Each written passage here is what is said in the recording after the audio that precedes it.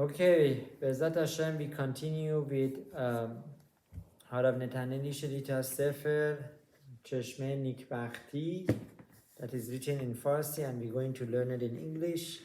These are the series of Shemirat Brit, Shechva Zera Levatara, and how to watch God ourselves, not to waste seeds. Okay, so we mentioned in the previous session that a person needs to believe HaKadosh Baruch Hu is Emet, that Hashem, Almighty Hashem, is the only Almighty One, He's the only one. And in order to understand that, we need to believe that Torah is Emet. So Harav Netaneli Shlita brings in his Sefer some proofs that can help a person, a Yehudi, to believe that Torah is Emet. Right? We have to understand that if Torah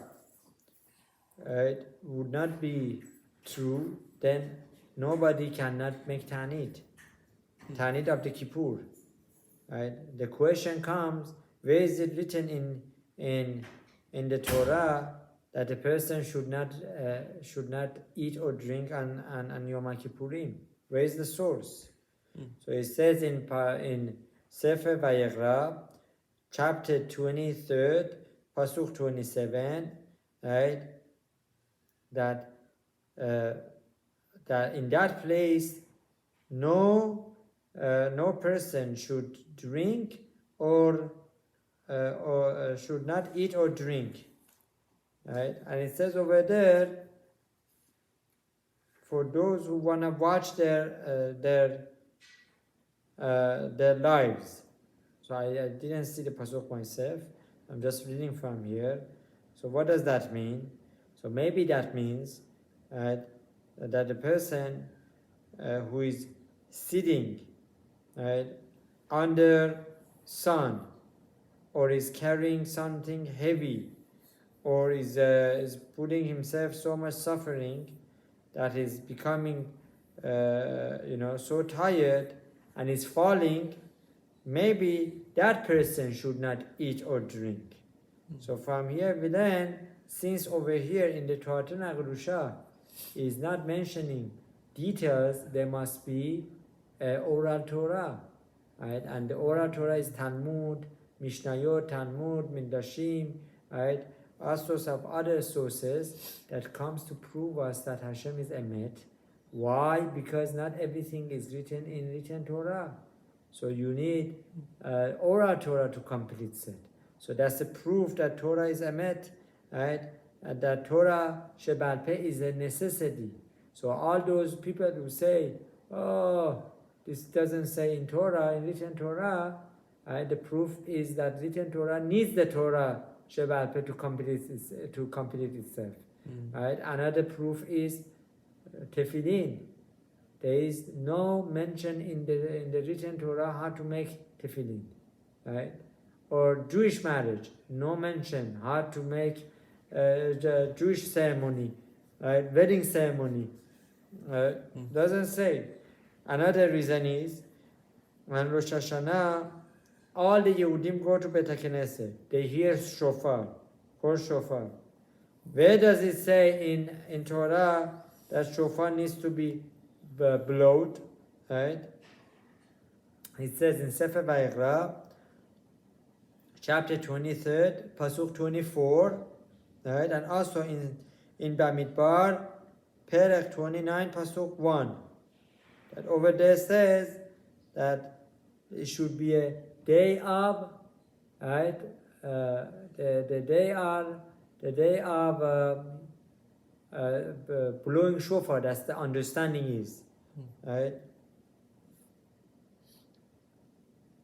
So who says, like, it doesn't say shofar exactly, it says it should be refers to shofar. So who says it needs to be shofar? Torah Shebal Peh. This is another proof that Torah Shebal Peh is from Torah. The oral Torah is from Hashem. Right? Number 3 is that every Yehudi that comes to Bet HaKnesset, comes to Shul, and prays, right? If you go and learn the whole written, the whole Chamisha Chumshe Torah, written Torah, you don't find any source in the written Torah that you must go to shul to pray. No source. No source. Or even prayers. You don't find. You find Abraham Avinu woke up in the morning, right?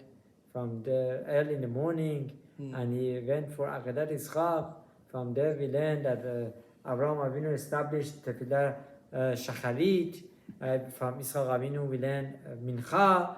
Yaakov Avinu we learn Arvit. It doesn't say you must pray. Doesn't say you must go to shul, right? So where is this? Where is the source? Torah Shebal Peh, right? And there is thousands and thousands of comparisons like this. That the answer is in Torah Shebal Peh. Therefore, those who do not believe Torah Shebal Peh, they cannot be true Yehudi, right? It's impossible. You must have Torah Shebal Peh. And they are considered kofer be'igar, right? In Farsi they call it kafar. Or there are these heretics, right? That they don't believe Hashem. They reject Hashem.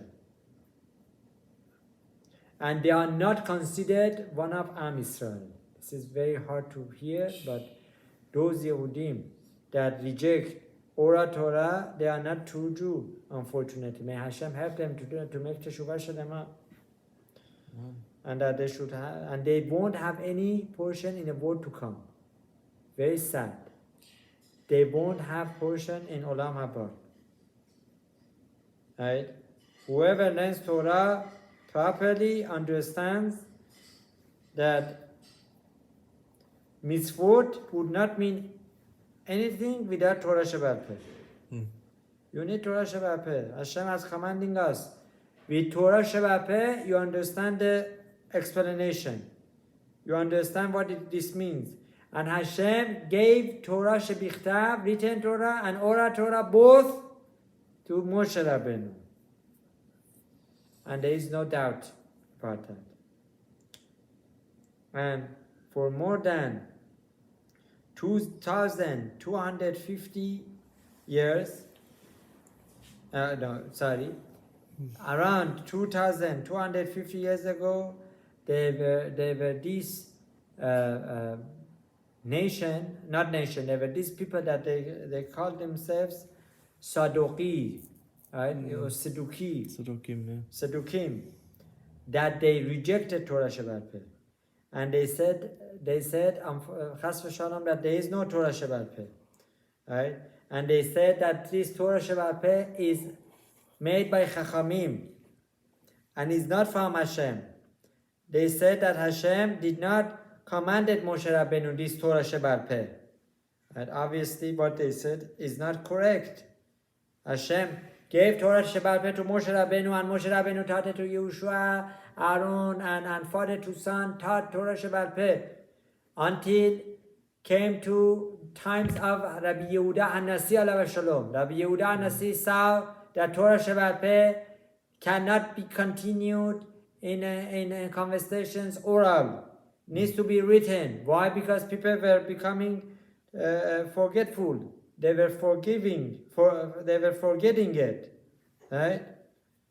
So we find in history books, right, that all those Yehudim who believed Torah Shebichtav and Shebal Peh, they survived. Where's Sedukim these days? Don't find them anymore. I think there's a little group I heard. Maybe there's a group, but they are not the descendants of those. Right? So that they will be doomed, that they will be destroyed. Why? Because HaKadosh Baruch Hu's anger will defeat them, will punish them. So if we want to be eternal, right, Nesach Israel, we need to accept Torah Shebichtav and Shebal Peh, written Torah and oral Torah, which are Mishnah, Talmud, Midrashim, right? So therefore we should not have any doubt. Torah Shebal Peh is emet, right? And we need to understand that with Torah Sheba'al Peh, we understand from Torah Sheba'al Peh the extent of the severity of the avera of shichva zera levatala, wasting seeds. And what an unbelievable avera this is, what a bad avera it is. May Hashem help us. So Be'ezrat Hashem, this is the lesson of today, this morning, of this wonderful Sefer, and Be'ezrat Hashem, this should be another reminder for us not to fall in the traps of Yisra Hara and causing this sin. Amen.